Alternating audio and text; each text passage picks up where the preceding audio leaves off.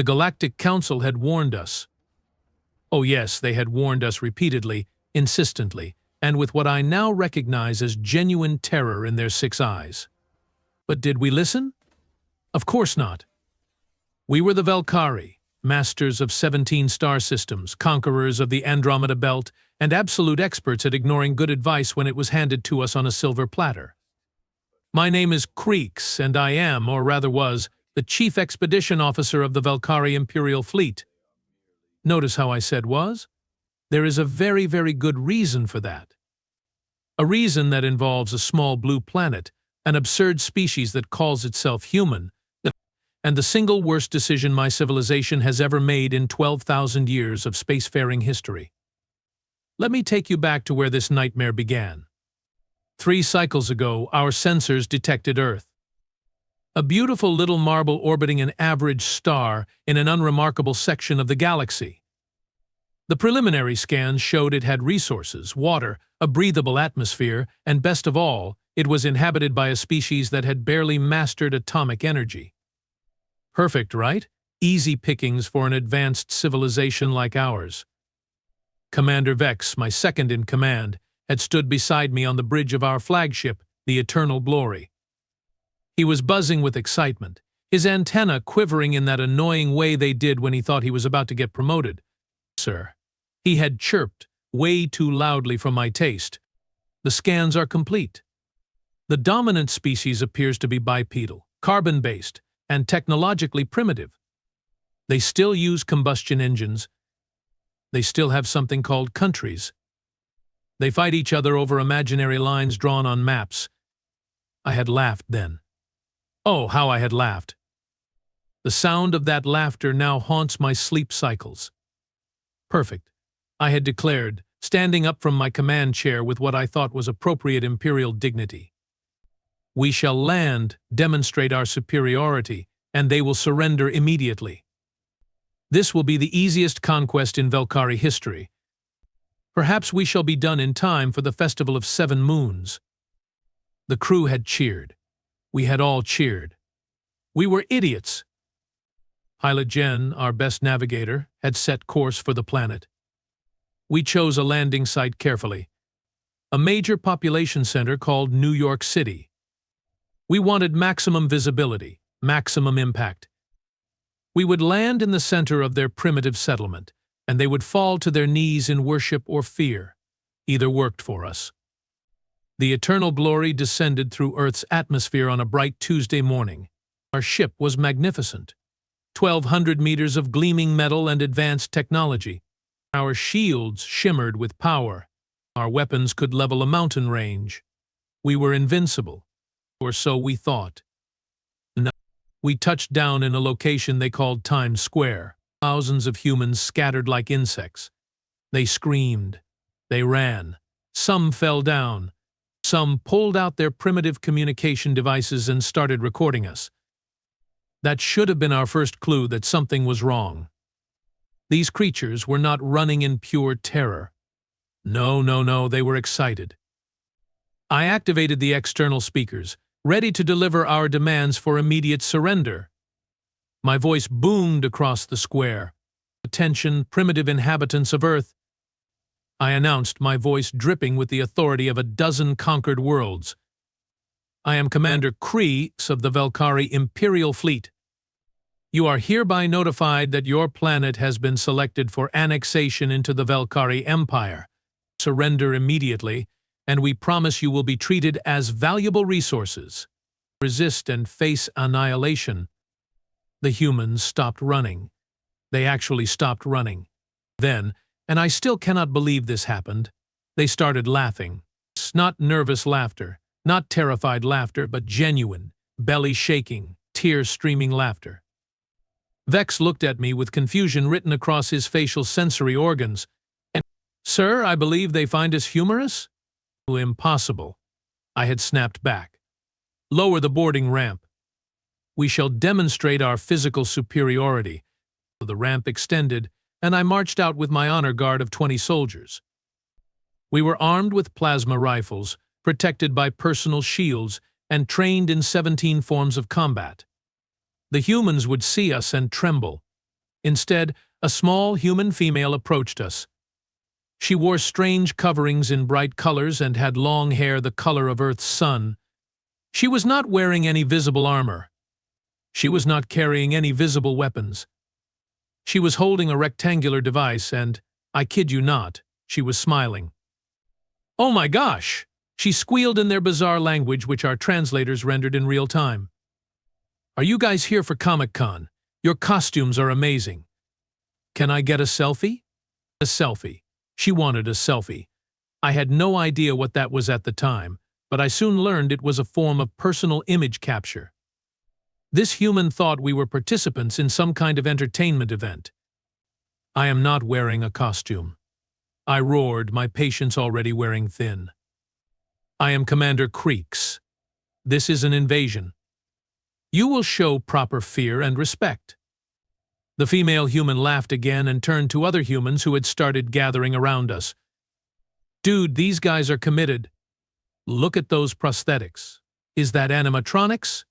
The detail is insane." More humans gathered. Within moments, we were surrounded by hundreds of them. They were not attacking. They were not surrendering. They were taking photographs. They were asking questions. They were treating our invasion like some kind of festival. One male human in particular kept circling our landing craft, muttering things like, "How did they hide the wires? And the projection technology must be incredible." X. I hissed at my second in command. "Fire a warning shot. That will demonstrate our power." Vex raised his plasma rifle and fired into the air. The bolt of superheated energy screamed upward, leaving a trail of ionized atmosphere in its wake. It should have been terrifying. The humans clapped. They actually clapped. 6 special effects. Someone yelled, "Is this a viral marketing thing?" Another called out. Then things got worse. Much, much worse. A large vehicle with flashing lights and loud sirens pushed through the crowd. It was painted in a garish pattern of white with blue and red lights. The translator informed me this was called a police car. 2 humans emerged wearing matching uniforms and utility belts. One was a large male with dark skin and a shaved head. His name tag read Officer Mitchell. The other was a shorter female with red hair tied back. Her tag said Officer Kowalski. "All right, folks," Officer Mitchell called out in a booming voice that somehow carried over the crowd noise. "We are going to need you to disperse. This is a public disturbance." He then turned to look at me. His hand rested on a primitive projectile weapon at his hip. His expression was one of mild annoyance, not fear. Mild annoyance. As if we were nothing more than a traffic inconvenience. "You need a permit to park this thing here," he said flatly. "And you definitely need a permit for any kind of public performance. I am going to have to ask you to move along." I stared at him. My brain could not process what was happening. We had invaded their planet, landed a massive warship in their city center, and this human was concerned about parking regulations. "You dare!"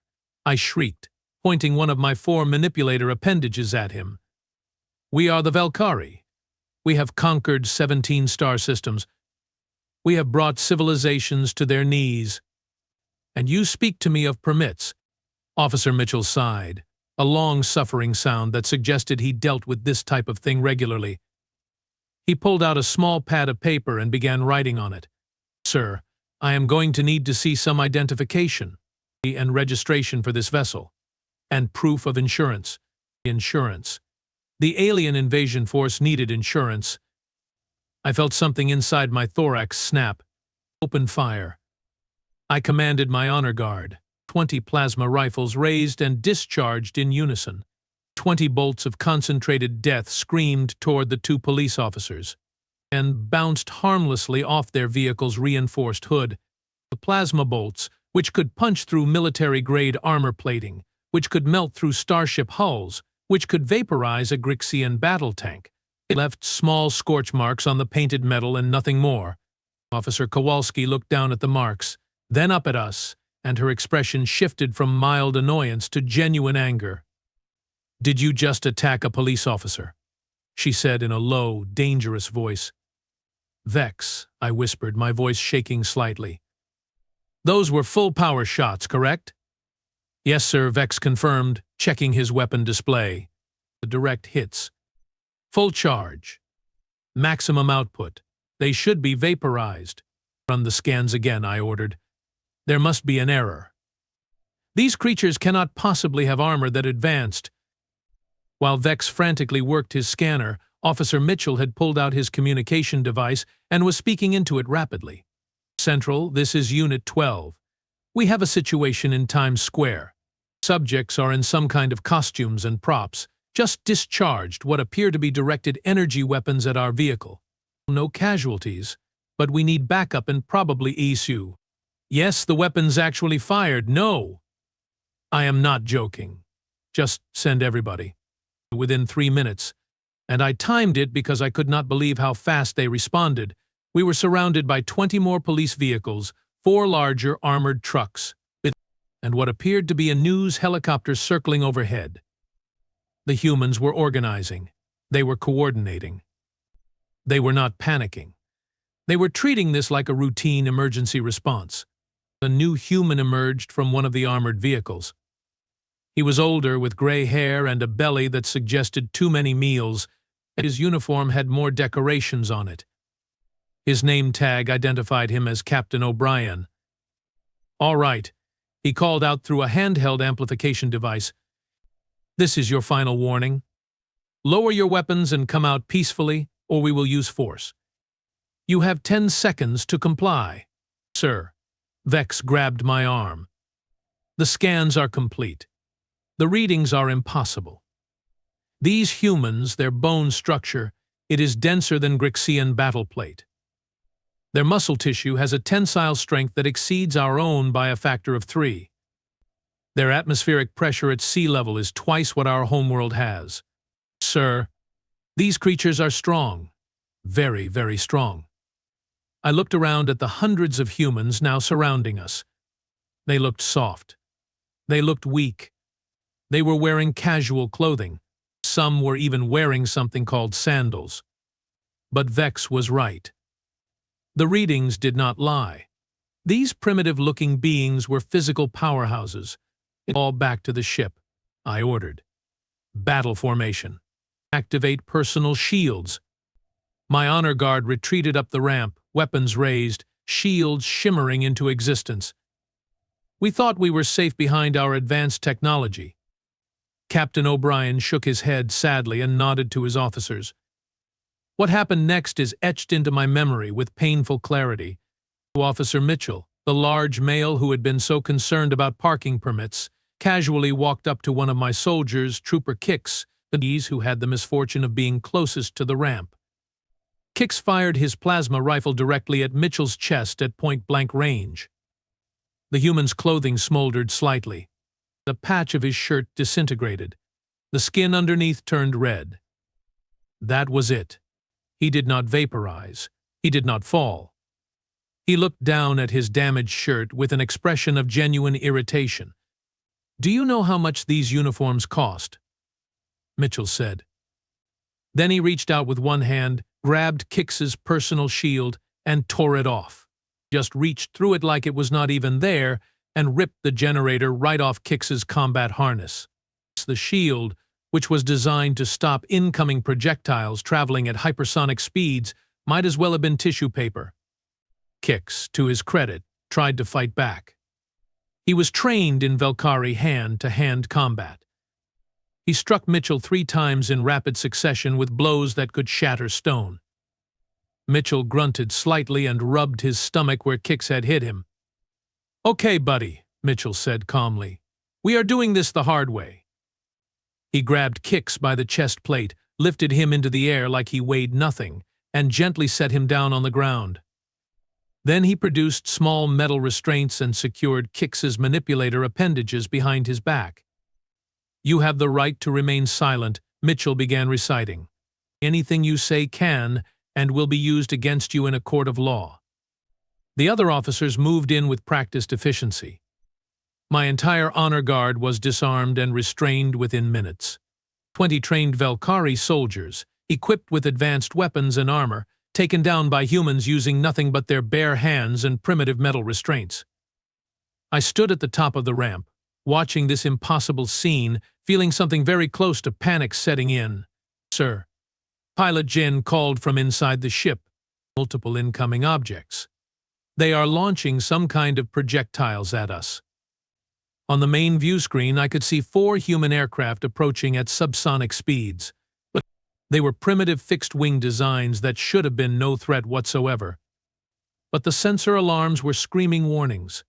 The aircraft fired missiles, actual chemical propulsion missiles, Stone Age technology. The missiles struck our shields and penetrated them. The explosions rocked the eternal glory. Alarms blared throughout the ship. Damage reports flooded in. Shields are failing. Jan screamed. "Hull breach on decks 3, 7, and 9. How are their primitive missiles getting through our shields?" With the kinetic force, Vex shouted from his scanner station. "Their explosive yield is massive. The shock wave alone carries enough energy to overload our shield harmonics. These humans weaponize controlled chemical explosions with an efficiency that should not be possible." "Get us airborne," I commanded.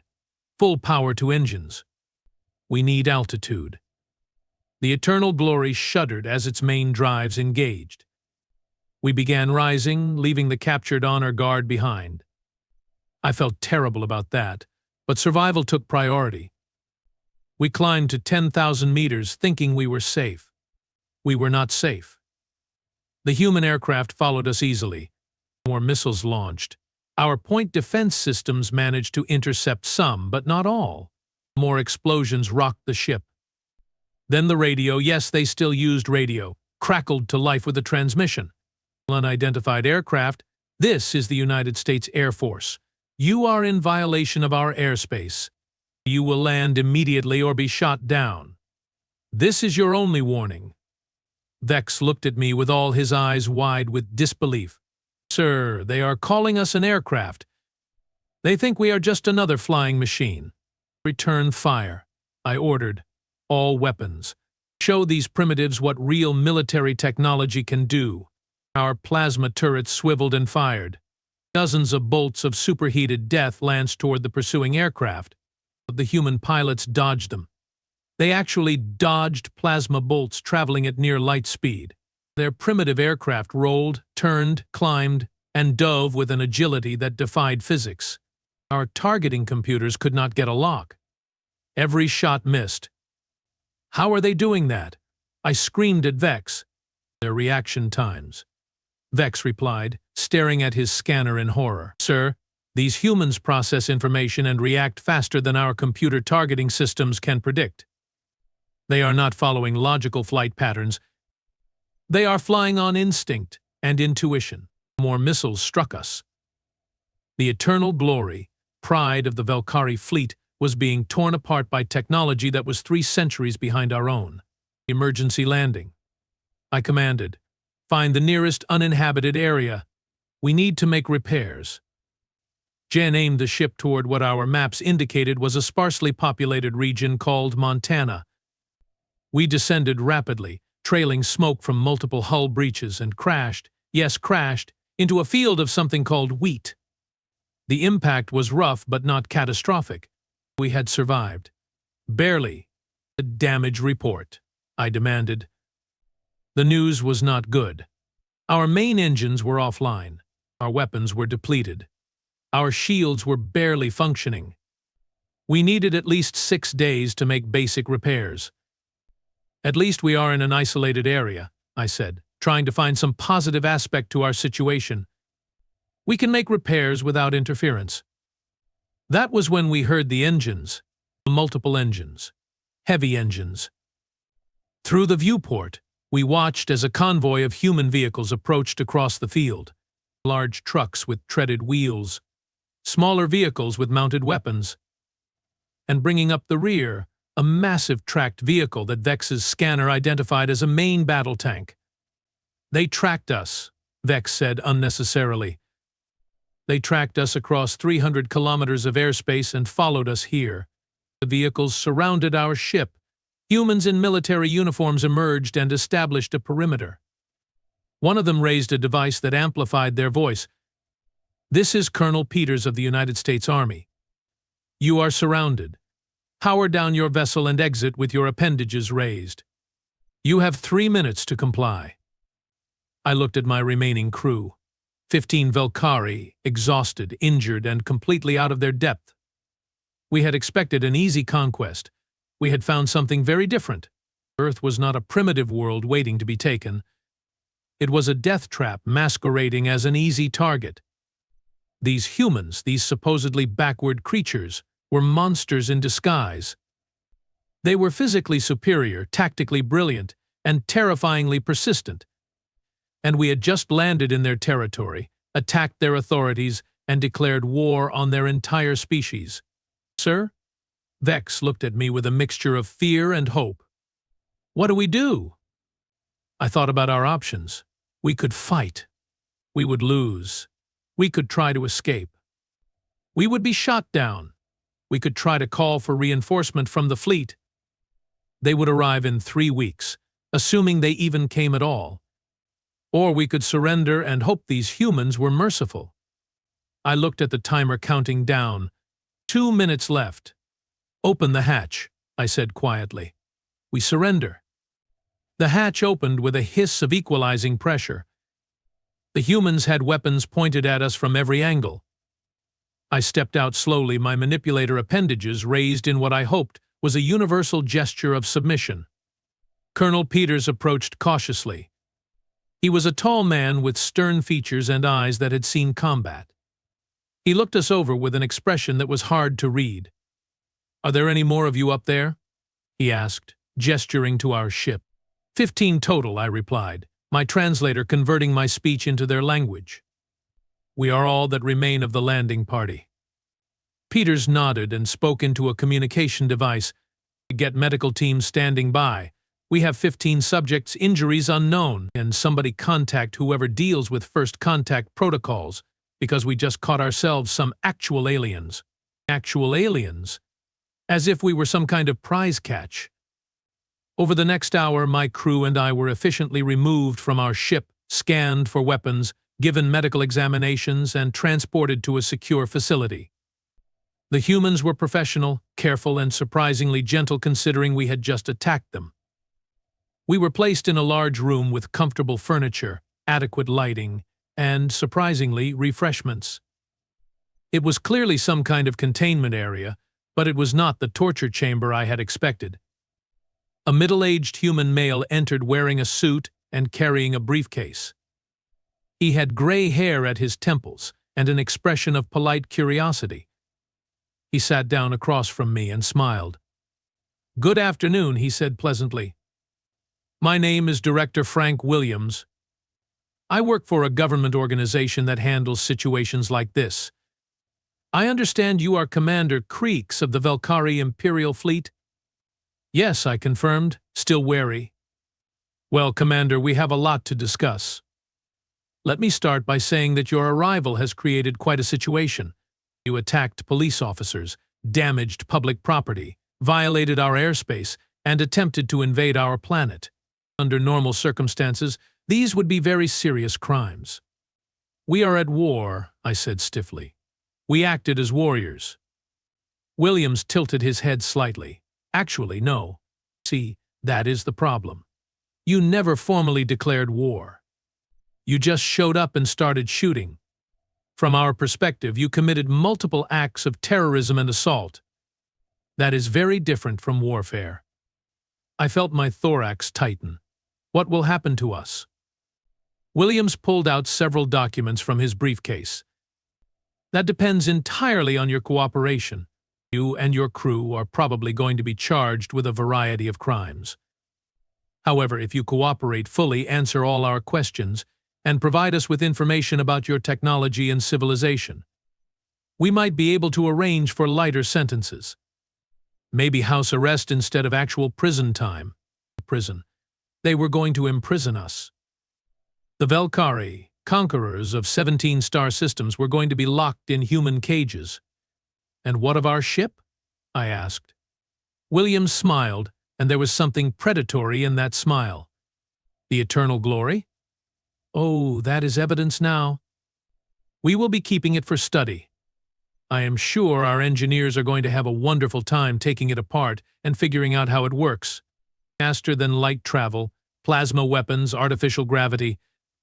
It is going to revolutionize our technology. You cannot, I protested. That technology took us centuries to develop. Should have thought of that before you invaded our planet, Williams replied cheerfully. Now, let me explain how things are going to work.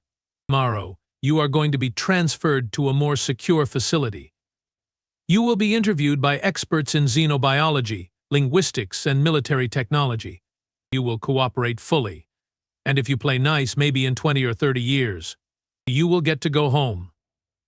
Assuming your people want you back after this disaster. He stood up, gathering his documents. Before he left, he turned back to me with that same polite smile. Oh, and Commander? Just so you know, we have already sent transmissions into space using the communication logs we recovered from your ship. We are letting your Velkari Empire know that Earth is under human control and any further invasion attempts will be met with extreme force. We figured they should know what they are getting into. He walked out, leaving me alone with my thoughts. We had come to Earth expecting an easy conquest. We had found hell instead. A hell populated by impossibly strong, incredibly persistent, and terrifyingly competent monsters who looked soft and weak but were anything but. The humans were going to study our technology. They were going to learn our secrets. They were going to take everything we had spent centuries developing and make it their own. And there was nothing we could do to stop them. Qrix entered the room, escorted by 2 guards. He sat down beside me, looking as defeated as I felt. Sir, he said quietly, I have been speaking with some of the other humans. They have been telling me about their history. And? I prompted. Sir, these creatures spent most of their existence fighting each other. They have had thousands of wars.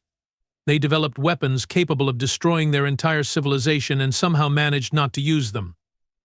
They turned competition and conflict into their primary method of advancement. Sir, we invaded a species that evolved by constantly trying to kill itself and getting better at survival every single time. I let that sink in. We had invaded a world of survivors, a world where only the strong, the clever, and the persistent succeeded, a world that had spent millennia honing the skills needed to fight and win. There is more, Vex continued. The humans, they are telling jokes about us. The internet, their global information network, is filled with memes and videos about our failed invasion. They are making us into entertainment. They are laughing at us. Of course they were. We had provided them with the most excitement they had had in years, and they were milking it for all it was worth. The television screen on the wall activated, showing what appeared to be a human news program. A well-dressed female was speaking to the camera. And in what experts are calling the most embarrassing military operation in galactic history. An alien invasion force was defeated in less than 4 hours by the NYPD, the U.S. Air Force, and one very determined Montana farmer who tried to charge them for crop damage. The alien commander, identified as Qrix, and his crew are now in federal custody. When asked for comment, President Morrison stated that humanity welcomes peaceful contact with alien civilizations but has zero tolerance for uninvited invasion attempts. In other news, scientists are already analyzing the captured alien spacecraft. Vex turned off the television. We sat in silence. That was 3 months ago. Since then, my crew and I have been detained, interviewed, studied, and generally treated like interesting specimens. The humans have been polite, professional, and absolutely ruthless in extracting every piece of information we possess. Our warnings have been sent to the Galactic Council. Earth is not what it appears. The humans are not primitive. They are dangerous. They are adaptable. They are survivors. And now, thanks to us, they have access to faster-than-light travel technology. I can only hope that my people receive this message and take it seriously. Earth should be quarantined. The humans should be left alone. Contact should be avoided at all costs. But I fear my warnings will be ignored, just as we ignored the warnings of the Council. And when the next invasion force arrives, thinking they can succeed where we failed, they will learn the same lesson we did. You do not invade Earth. You do not attack humans. You do not even land there without permission. Because if you do, you will find yourself sitting in a comfortable room, drinking something called coffee, and watching your entire civilization's technological advantage disappear while a species that still uses combustion engines figures out how to build starships. And the worst part? The humans are nice about it. They are polite, friendly, and genuinely interested in learning about us. They treat our capture like a wonderful opportunity for cultural exchange rather than the complete military disaster it actually is. Tomorrow, Director Williams is bringing someone he calls a lawyer to discuss my legal options. Apparently, I might be eligible for something called a plea bargain if I continue cooperating. A plea bargain with humans for invading their planet. The Velkari Empire spent 12,000 years building its reputation as unstoppable conquerors. We destroyed that reputation in 4 hours on a primitive planet that had not even colonized its own moon yet. This is Commander Qrix, formerly of the Velkari Imperial Fleet, signing off. And if anyone is listening to this transmission, please, I am begging you, stay away from Earth. For your own sake, just stay away. 6 months have passed since our catastrophic invasion attempt. 6 months of what the humans call detention, interrogation, and cultural integration. But 6 months of watching my worst nightmares come true in slow motion, while sitting in a surprisingly comfortable facility in a place called Nevada. Let me tell you what has happened since I sent that desperate warning. Spoiler alert, nobody listened. Of course, nobody listened. The first to ignore our warnings were the Thoraxians. Big surprise there. The Thoraxians are, or rather were, the second most powerful military force in the known galaxy.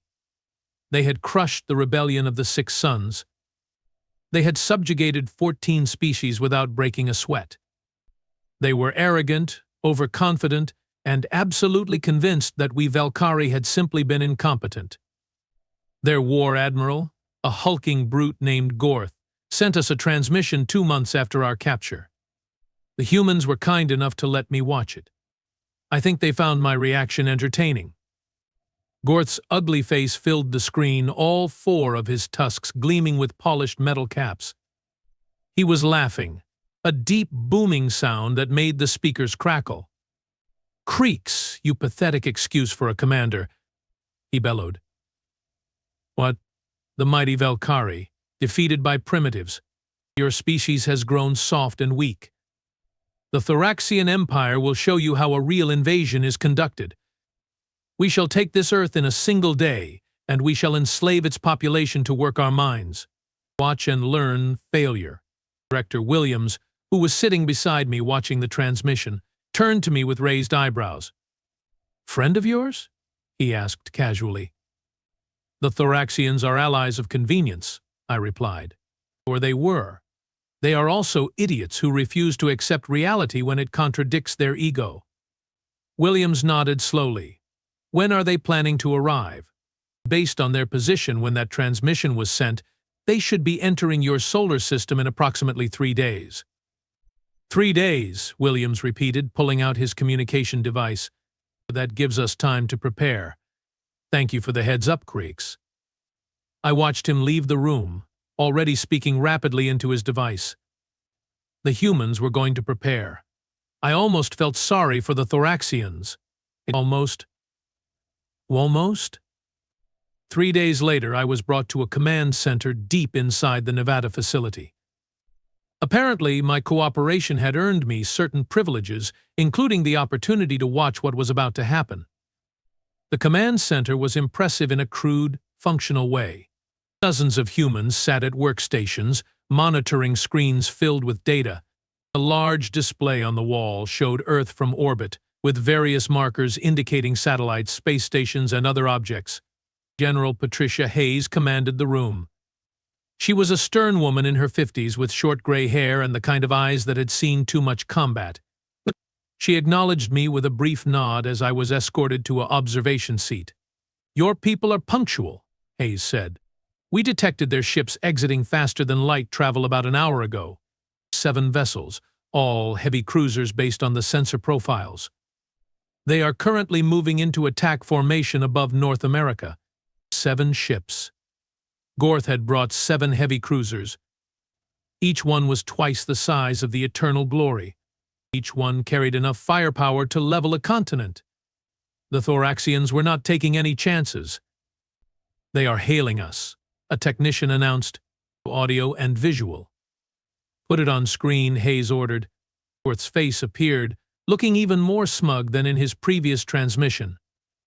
Behind him, I could see the bridge of his flagship, the Bone Crusher. Thoraxian warriors moved efficiently at their stations, confident in their superiority. "Attention, primitives of Earth," Gorth declared. "I am War Admiral Gorth of the Thoraxian Empire. You will surrender immediately and prepare your population for processing. Resistance is futile. You have 10 of your minutes to respond." General Hayes looked at the screen for a long moment. Then she did something that made my blood run cold. She smiled.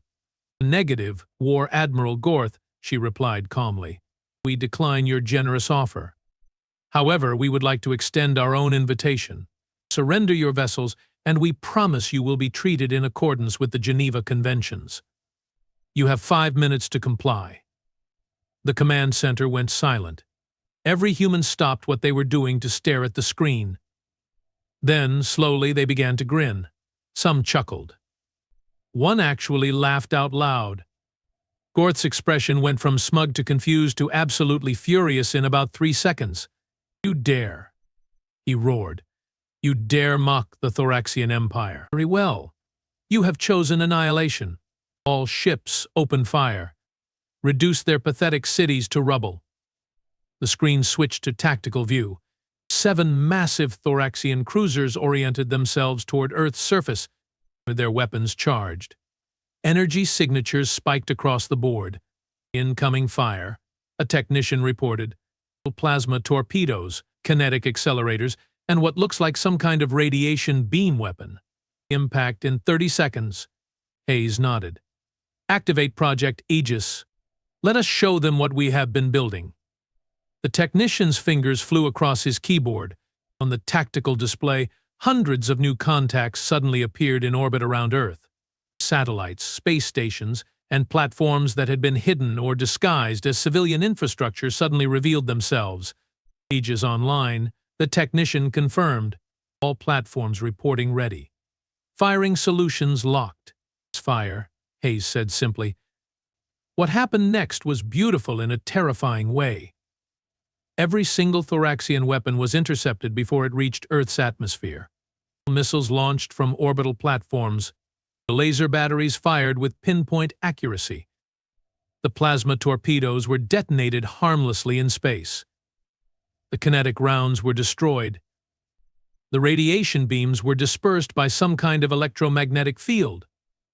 Gorth's face reappeared on screen, his smugness replaced by shock. "Impossible," he sputtered. "How do you have orbital defenses? You have only been in space for less than a century." "Correction," Hayes replied. "We have been in space for less than a century with our own technology. But 3 months ago, some friendly visitors were kind enough to leave us a very advanced spacecraft to study. We are fast learners, Admiral." The tactical display lit up again. This time, Earth was firing back. The humans had not just studied the Eternal Glory. They had reverse-engineered it, improved it, and built weapons based on it in just 3 months. 3 months. Missiles that moved at relativistic speed streaked toward the Thoraxian fleet. But these were not normal missiles. These were human missiles with Velkari plasma warheads and human guidance systems. Evasive maneuvers. I heard Gorth screaming over the audio feed. "Deploy countermeasures. Return fire." The Thoraxian ships tried to dodge. They were too slow. The Thoraxian computers tried to calculate intercept solutions. They were too predictable. The first missile struck the Bone Crusher amidships. The explosion was spectacular. The cruiser's shields held, but barely. Warning alarms could be heard shrieking over the audio feed. Shields at 40%. Someone on Gorth's bridge shouted, "We have hull breaches on decks 5 through 12. One missile. One hit. 40% shield loss." The humans had not just copied Velkari technology. They had made it better. All ships. Gorth commanded, "Concentrate fire on those orbital platforms. Destroy their defenses." The Thoraxian fleet regrouped and unleashed everything they had. Every weapon, every system, maximum power. Space lit up with enough energy to vaporize a small moon when the human platforms took the hits. Some were destroyed, most held, and while the Thoraxians were focused on the platforms, something else was happening. "Admiral," General Hayes said with a predatory smile, "you might want to look behind you." The tactical display showed new contacts. Ships. Human ships. They had been hiding on the far side of the moon, waiting. They were not large ships. They were barely cruiser-sized. But there were 20 of them, and they were fast. So fast. They accelerated toward the Thoraxian fleet at speeds that should have liquefied any organic crew. "What manner of ships are those?" Gorth demanded. "They are moving at impossible velocities." "Those are unmanned combat vessels," Hayes explained casually. "See, we figured out pretty quickly that the biggest limitation in space combat is the squishy organic pilots. So we built ships that do not have pilots, just computers and weapons. They can pull maneuvers that would kill any living crew." The human drones hit the Thoraxian fleet like a swarm of angry hornets. They were too small to be primary targets, too fast to track effectively, and absolutely relentless. Plasma bolts, missiles, and kinetic rounds poured into the Thoraxian ships from every angle. The mighty war cruisers, designed to bombard planets into submission, found themselves in a knife fight they could not win. Shields failing on ships 2, 4, and 6. Someone on the Bone Crusher reported. "Ship 3 has lost main power. Ship 5 is venting atmosphere. Retreat." Gorth finally screamed. "All ships, emergency faster than light jump. Get us out of here." 3 of the Thoraxian ships managed to activate their drives and vanish. 3 others were too damaged. They hung dead in space, their crews desperately trying to restore power. The last ship, the Bone Crusher, was caught between the orbital platforms and the drone swarm. Gorth stood on his bridge, his earlier arrogance completely gone, replaced by pure terror. "We surrender," he shouted. "We surrender. Cease fire. We surrender." General Hayes let the firing continue for exactly 10 more seconds before ordering the ceasefire, just long enough to make her point. "Your surrender is accepted, War Admiral," she said. "Prepare to be boarded. Any resistance will result in the immediate destruction of your vessels. Are we clear?" Yes, perfectly clear," Gorth babbled. "We will comply. Please, no more shooting." I sat in my observation chair, watching the mighty Thoraxian Empire brought to its knees in less than 20 minutes. The humans had not just defeated them. They had humiliated them. General Hayes turned to look at me. "Your people built good ships, Qrix. But your tactics were predictable. Your strategies were orthodox. You fought like you had never faced an opponent who could actually hurt you. And you?" I asked quietly. "We have spent our entire history fighting opponents who could hurt us," she replied. "Usually ourselves. You gave us the tools we needed to take that experience into space. Thank you for that." Over the next week, I watched the humans process over 3,000 Thoraxian prisoners. They were efficient, professional, and disturbingly cheerful about the whole thing. They treated their captives well, provided medical care, and even made accommodations for the Thoraxians' dietary requirements. Director Williams visited me again, looking very pleased with himself. "Well, Qrix, I have good news and bad news," he said, sitting down with his ever-present coffee. "The good news is that your cooperation has been exemplary, and we are prepared to offer you a deal." "What kind of deal?" I asked warily. "We want you to work for us," Williams said simply.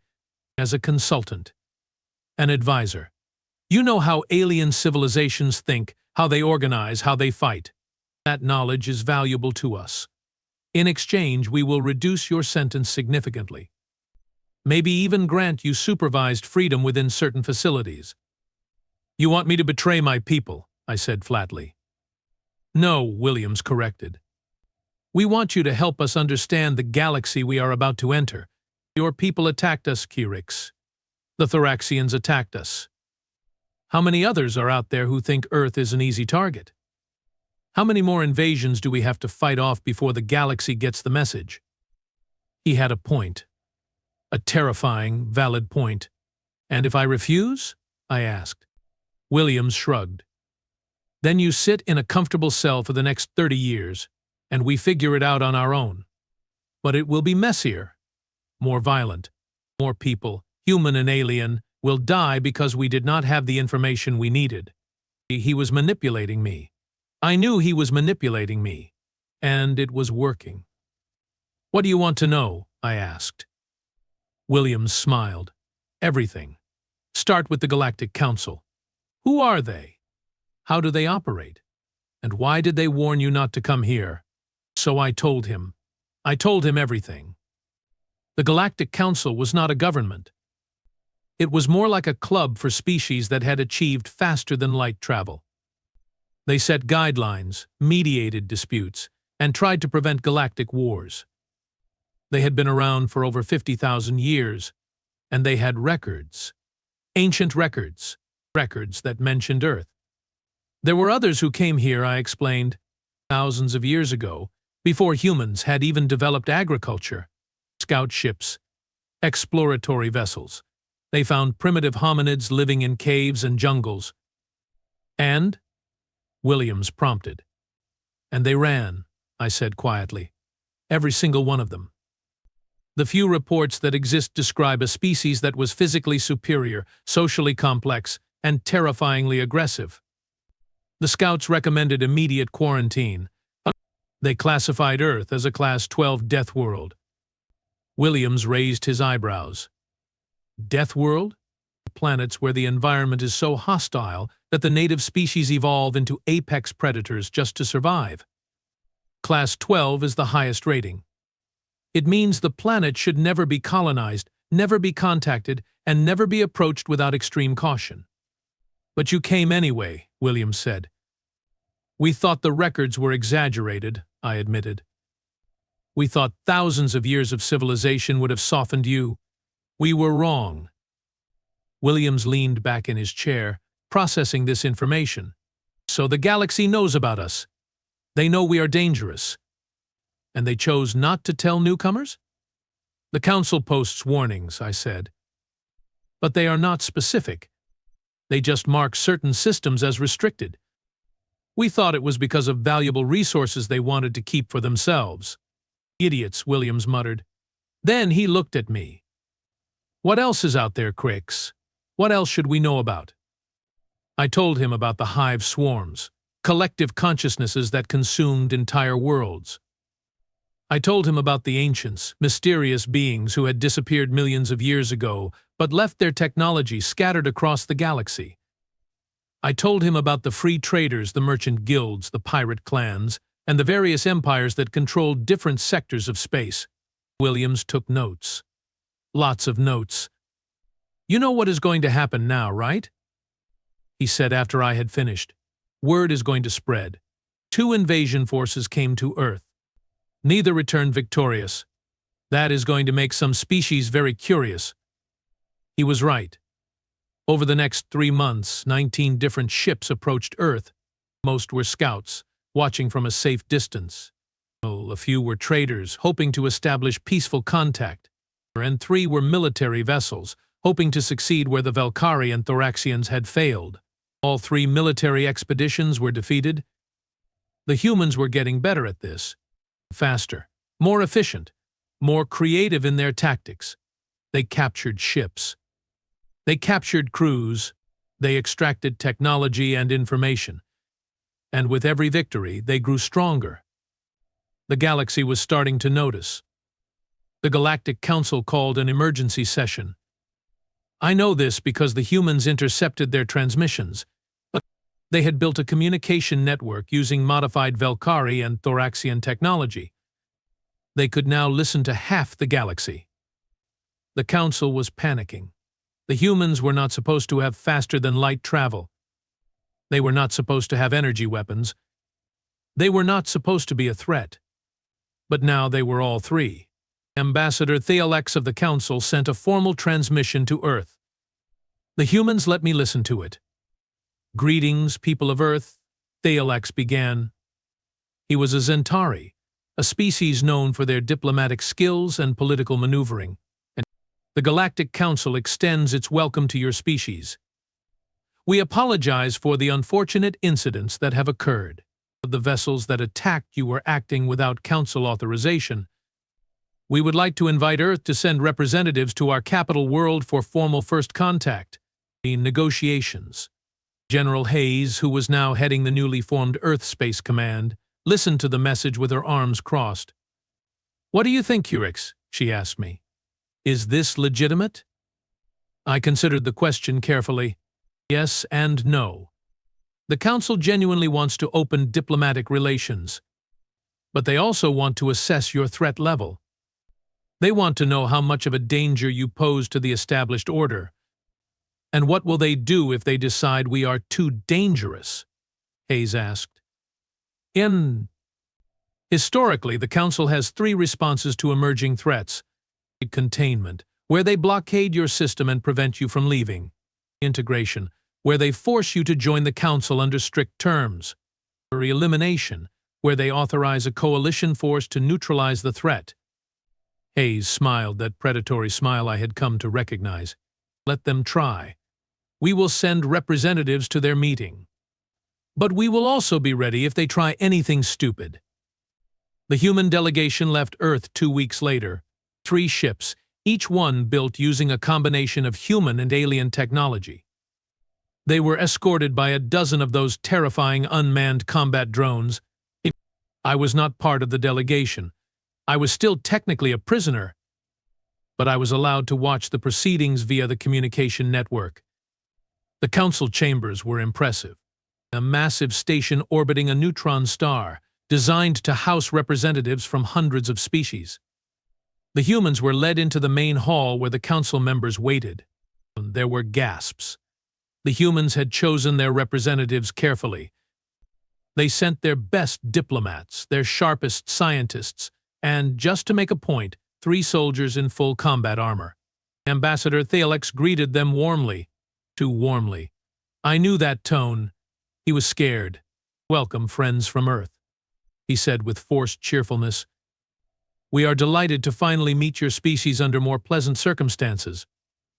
The human ambassador, a woman named Dr. Elizabeth Reeves, smiled politely. "Thank you, Ambassador Qrix. We are pleased to be here. Although we would have preferred our first contact to not involve multiple invasion attempts." Yes, most unfortunate," Qrix said quickly. "Those were rogue elements. Pirates and warlords, not sanctioned by the Council." "Funny," Dr. Reeves said, pulling out a data pad. "We have reviewed the ship registries of the vessels that attacked us. The Velkari were operating under Imperial authorization. The Thoraxians had official warrants from their War Council. And the 3 other attacks all came from vessels registered to Council member states. So either you are lying, or you have a serious problem with your member states ignoring your authority." The Council chamber went silent. No one had ever spoken to the Council that way. No one dared. Qrix's skin changed color, a sign of distress in his species. "Dr. Reeves, perhaps we should discuss this in private." "No," Reeves said firmly. "We are discussing this here in front of everyone. You invited us to join your little club. We want to know the rules, and we want to know why your club members keep trying to kill us." A Council member from the Qrix Collective spoke up. "You must understand the galaxy operates on certain principles. The strong take what they can. The weak suffer what they must. Your world has resources. Your species has value. It is natural that others would seek to claim you. Reeves turned to look at the Kryn representative. Is that how it works? The strong take what they want? Yes, the Kryn confirmed. Good, Reeves said. Then you will not mind when we start taking things. The chamber erupted. Council members shouted, some in outrage, some in fear, some in confusion. Thealex tried to restore order. Please. Please. Dr. Reeves, you cannot simply announce your intention to conquer other worlds. Why not? Reeves asked. That is what everyone else has been doing. You just said it was natural. The strong take what they can. Well, we are strong. Very strong. We have proven that. So by your own rules, we have the right to expand our territory, correct? Thalex was sweating now. There are protocols, procedures. You cannot just attack whoever you want. But they can attack us? Reeves countered. Where were your protocols when the Velkari landed in our cities? Where were your procedures when the Thoraxians tried to bombard us from orbit? It seems like your rules only apply when you want them to.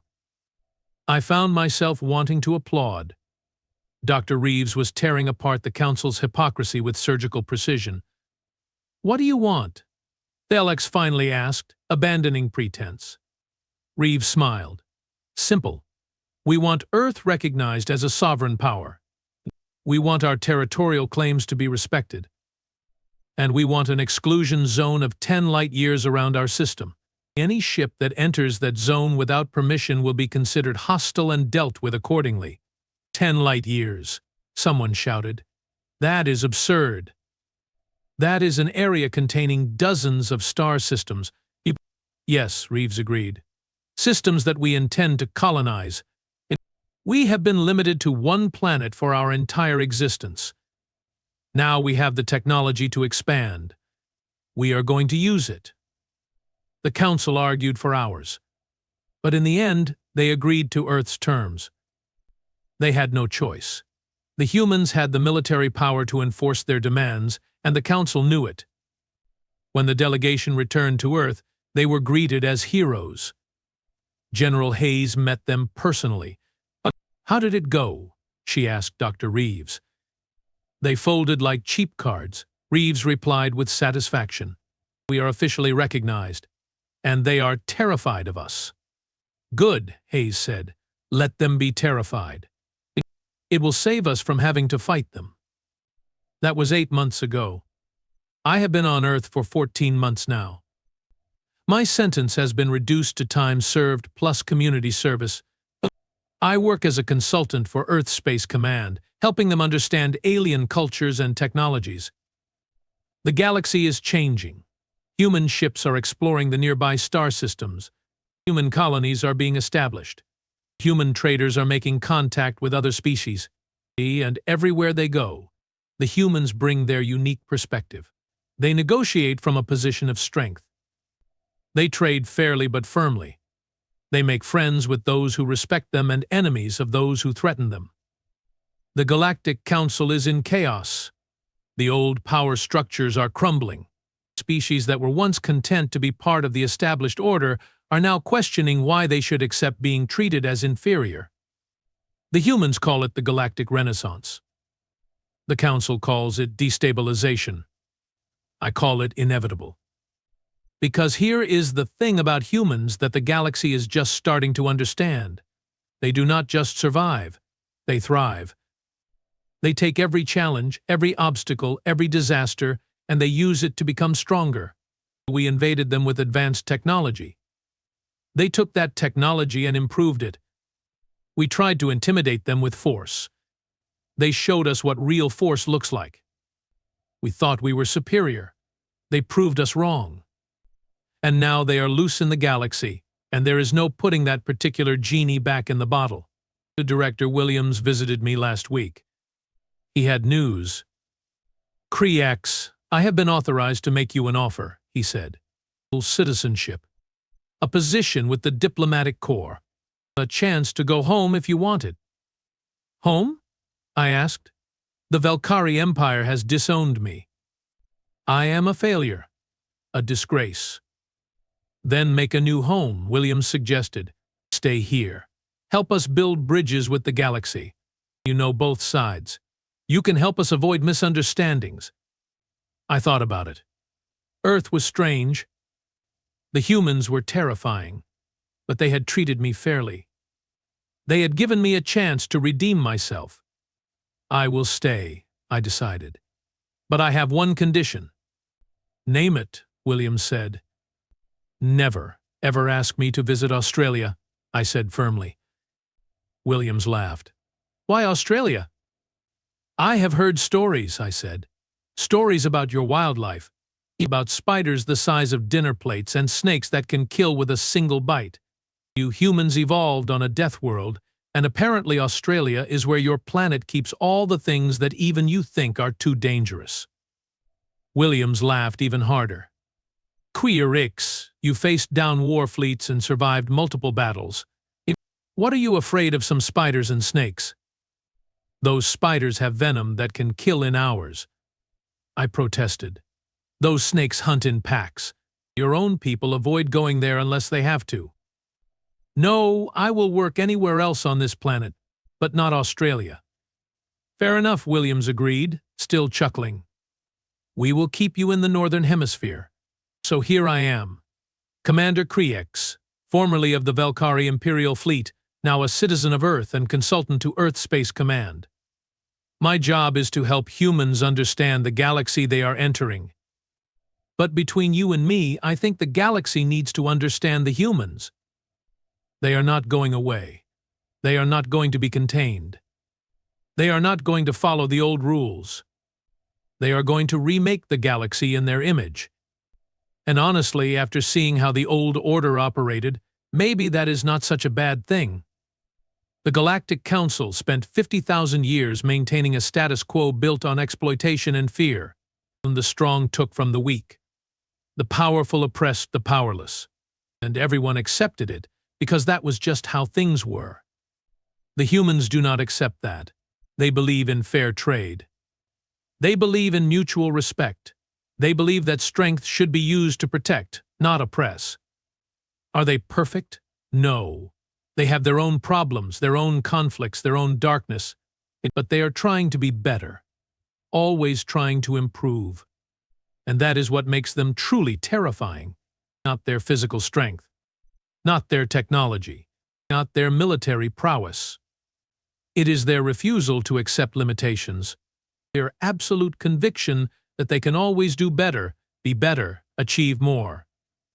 They landed on their moon using primitive chemical rockets because they refused to accept that space was beyond their reach. They split the atom because they refused to accept that some forces were too powerful to harness. They built a global civilization despite being divided into hundreds of competing nations because they refused to accept that cooperation was impossible. And now they have the stars within their grasp, and there is nothing in this galaxy that will stop them from taking what they want. To any species listening to this transmission, I offer you the same advice I gave before. Stay away from Earth. Do not attack them. Do not threaten them. Do not try to conquer them. If you must make contact, do it peacefully. Trade with them. Learn from them. Make friends with them. Because if you make them your enemy, you will regret it. They will defeat you. They will take your technology. They will learn your secrets. And then they will use everything they learn to become even stronger. This is Qrix, formerly of the Velkari Imperial Fleet, currently of Earth, signing off. And to my former colleagues still out there planning invasions, plotting conquests, thinking that Earth is still an easy target, let me say this one last time. We landed on Earth thinking we would be conquerors. Now we are begging to leave, and they will not even let us until we have finished teaching them everything we know. Learn from our mistakes. Earth is not a target. Earth is a warning. Stay away.